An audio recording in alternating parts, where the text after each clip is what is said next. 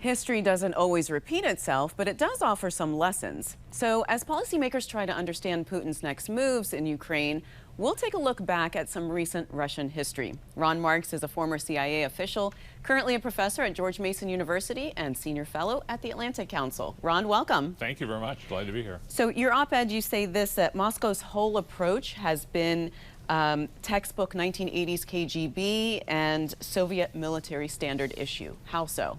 Well, it's really been sort of a sad case of watching the kind of brutality that went on in both Afghanistan and then later on in the tens in Chechnya. There's a different approach here. You know, we're very casualty adverse. By and large, we go out of our way to avoid civilian casualties. And I realize there have been exceptions to that over the years, and I understand that. That is not the way these guys work. And the idea of terrorizing a population to control it, the idea of being able to engage in a kind of sort of in-your-face kind of approach to the battle, using weapons like barrel bombs, using IEDs of one form or another to kill the local population as well as the soldiers. You know, again, it matches Afghanistan perfectly.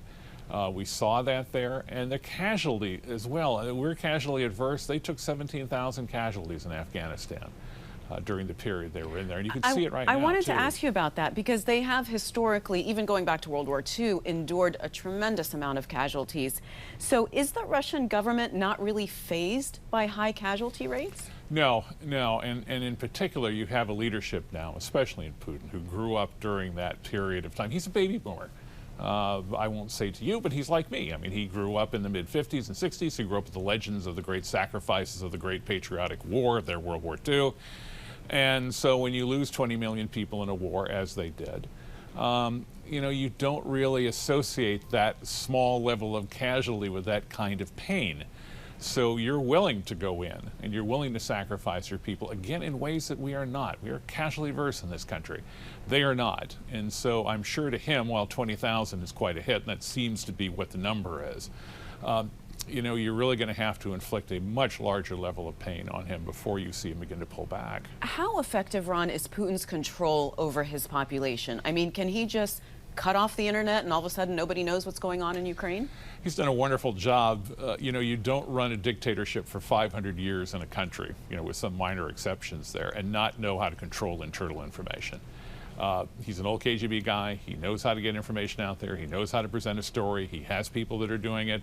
The internet is fairly well sealed off at this point. That doesn't mean you can't get through, but for the most part, the message that he's sending at home, and people are believing it, is that there's a good patriotic reason to go into Ukraine, that there are Nazis there, that we are attempting to control this infestation, and they're willing to sacrifice to do that. And that is the message that they very strongly believe, and many of their allies believe. How does Moscow view the economic sanctions against them? I always tell people, and this is from someone who's got a couple degrees in economics, that economics is a chronic illness, but it's very rarely a fatal one. They can work their way around it. And I realize that they're quite symbolic, and they are painful in the sense of it's a bit of a nuisance to have your yacht taken away. But the fact of the matter is that the families and others, you know, these are people who are worth in the tens of billions of dollars that they've gone after. Putin's probably worth $100 billion.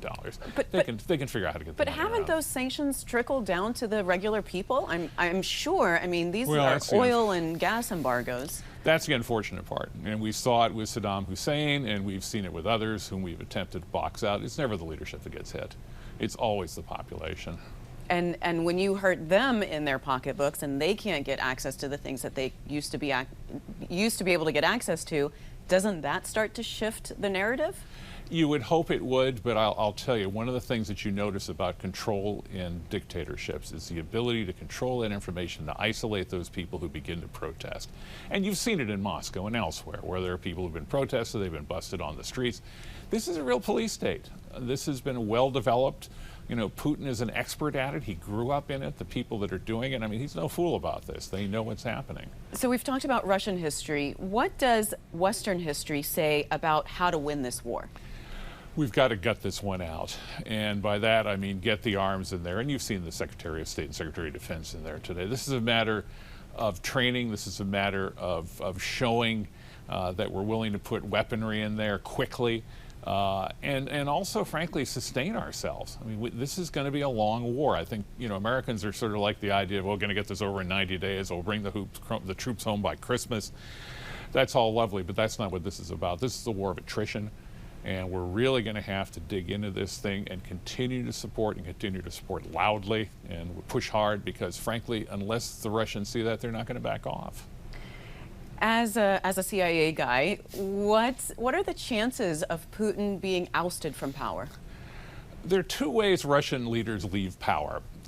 One is you hear funeral music on the radio, and television, I think it's Swan Lake, if memory serves me right, because it would calm the population. And the second one is someone goes knocking on the door of the office and says, Nikita or Sergei or Vladimir, we need to talk. And they leave that way. And that's been the history throughout. Even Boris Yeltsin was sort of pushed out the door. So unless the people immediately around him, and they won't be the oligarchs, it'll be the military and the intelligence guys that finally say, look, we can't do this anymore, and push him out. That's the only way that's going to happen. Well, we'll continue to watch this and hoping for the Ukrainian people that this ends quickly. Most definitely. Thank you, Ron, so much for being on the program. You're welcome. Thanks for watching. If you enjoyed the video, give it a thumbs up and subscribe to our channel so you don't miss out on any future Government Matters interviews.